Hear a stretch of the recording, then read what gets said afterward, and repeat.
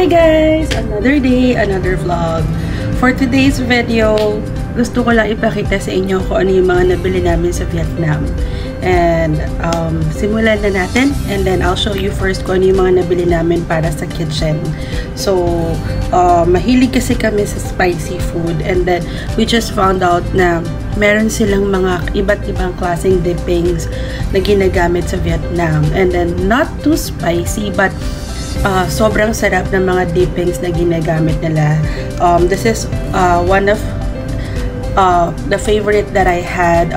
Natikman ko siya, yung ganitong klase ng lasa. I'm not sure if it will be the same, pero nakita ko tong prepared fish sauce na ganito na ginagamit dun sa Antoy, which is one of the very famous restaurant in Vietnam na pinipilahan talaga. Nung kinain ko yung crepe pancakes nila na nirarap, ito yung isa sa dipping nila or dipping sauce nila, and then sobrang sarap. So nung nakita ko to, we bought like around 3 bottles. So gusto sana namin bilhin yung 6 bottles, pero kasi baka masyado na siya mabigat sa luggage. And then also we got this, which is yung lagi kasi kami humihingi ng chili oil or chili sauce, and then hindi yung madalas na binibigay nila sa amin yung ganitong klase ng texture ng chili, ng klase ng ground chili. So this one is a ground salted chili, and I think this one is good din sa mga dumplings. And also, syempre, meron din tayo itong binili, which is itong pickled red chili, as you can see here. Sobrang hindi na mahalatang mahilig kami sa spicy, diba guys? So mukhang masarap kasi siya. Nalalasahan ko na siya kahit hindi ko pa siya nakakain. So naaamoy ko na din, and then I wanna try this. Kaya bumili kami yung maliit lang muna para when we come back, alam namin kung bibili namin yung mas malaki. And then also another dipping na tinry namin, which is ito yung isa sa mga dippings na ginagamit kapag bumibili kami ng seafood, like yung clams, oyster, scallops. Ito yung isa sa binigay na dipping, which is we really love it kasi yung blend ng lime pati yung chili is very good talaga. So nagtanong pa kami kung anong brand yung maganda, sabi nila ito daw. So itatry namin siya guys soon. Kapag ka na-try na namin, we'll give you an update sa reels natin kung anong lasa ng mga nabili namin na chili. So move to the next tayo guys.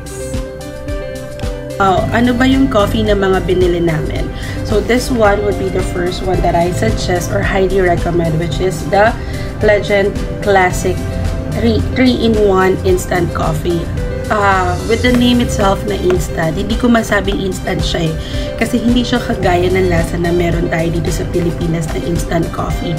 This one, I can still taste na para siyang legit coffee na naging instant na madali lang siyang timplahin na hindi mo na kailangan mag-brew. Pero this one, yung taste niya talaga, hindi nawawala yung coffee, yung pagka-strong ng coffee, at the same time, hindi rin ganun ka-sweet. So this one is highly recommend guys. The next one naman is we have the Legend Special Edition. We haven't tried it yet, pero ang dami kasing nagsasabi na this one is very best coffee from Vietnam, kaya binili rin namin. And then, if we're going to have it there, sobrang mura lang niya compare if you're gonna buying it online. And then the next one is the coconut coffee from Kong Cafe. This one is very famous as well sa Vietnam. Kahit saan ako pumunta, grocery. Sa grocery, wala masyado guys. Pero nakikita ko to sa mga local market. And then sa mga convenience store nila. Guys, nga pala, wala masyadong 7 or wala talagang 7-Eleven na nakita ko sa Vietnam.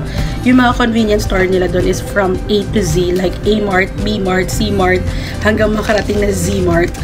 So, yun yung mga mart or kaya K-Mart, which is our favorite, which is a Korean mart na napuntahan namin. Doon makakakita kayo ng iba't ibang klase ng instant coffee na binibenta nila, but it's a little bit pricey compare kapag pumunta kayo sa mga big grocery talaga. So the last one that I've got for our coffee is this one. Guys, if you know me, hindi talaga ako ganun kahilig sa mga instant coffee kasi mas nalalasahan ko yung tamis compare dun sa kape.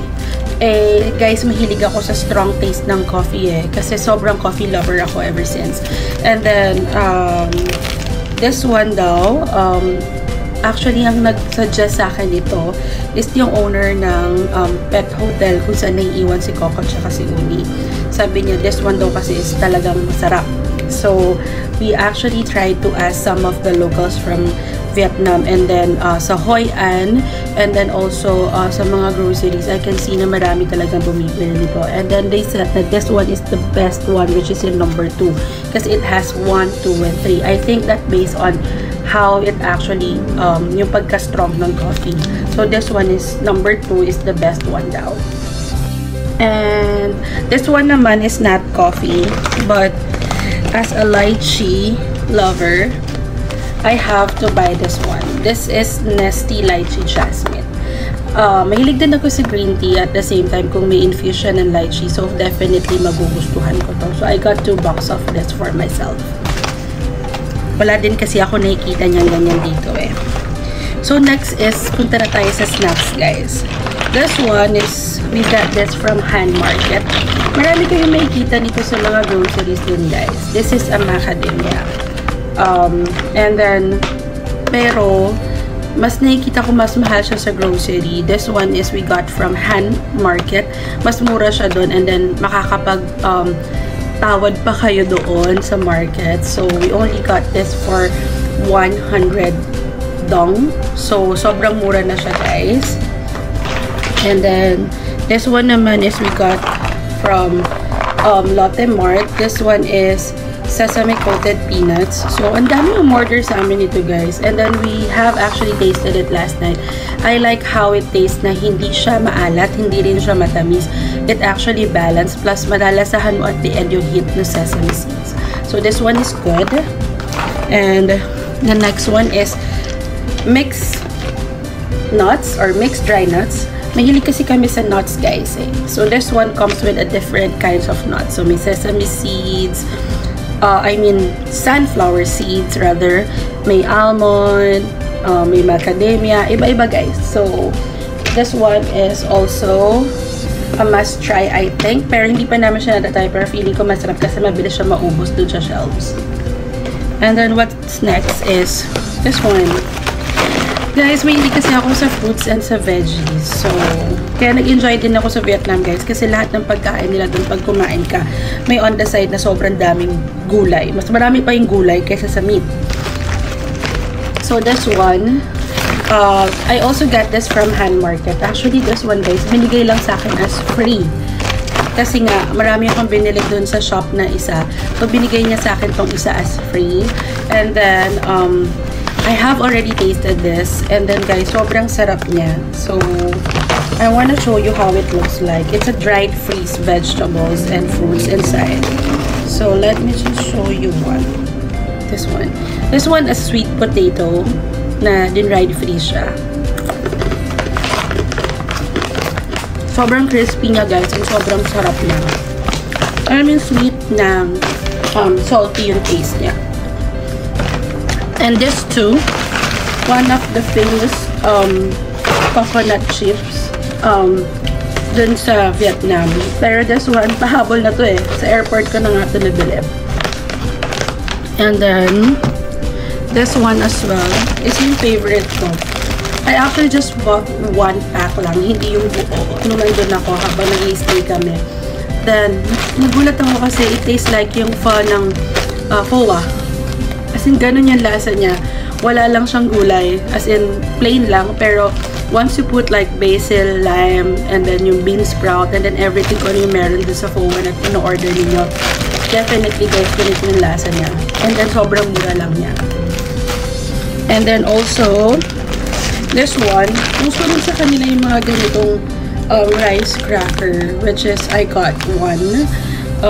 I wanna try it first kung masarap talaga siya. So, this one, binili ko na lang dito sa airport. Yung mga pahabol-habol. Kasi na-delayed kami ng flight. So, habang naghihintay kami, guys, napabili pa ako ng mga extra. Also, this one, I tried this seaweed. And another lychee Nestea na jasmine. And then this one, nakita ko lang siya. May umorder sa akin. So, nung nahawa ko kasi ito, sobrang soft niya. I wanna try it. So, this one is a mochi chocolate inside. And then what else? This one, sobrang dami rin umorder sa amin ng ganito, yung Milo Cube. And then, syempre, the most in-demand Fox Candy. And then what else?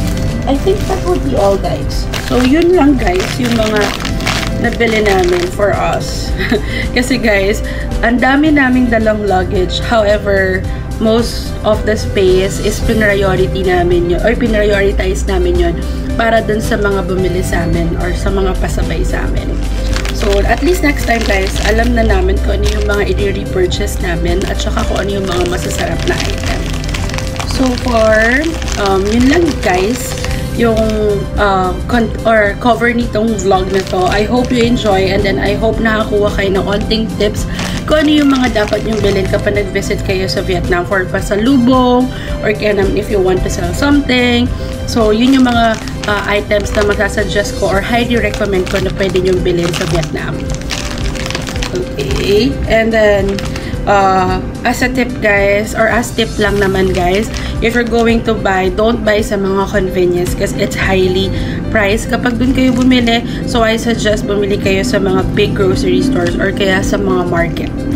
Talaga makakatipid kayo, guys. So, yun lang, guys. And, thank you for watching and see you again for my next vlog. Bye-bye!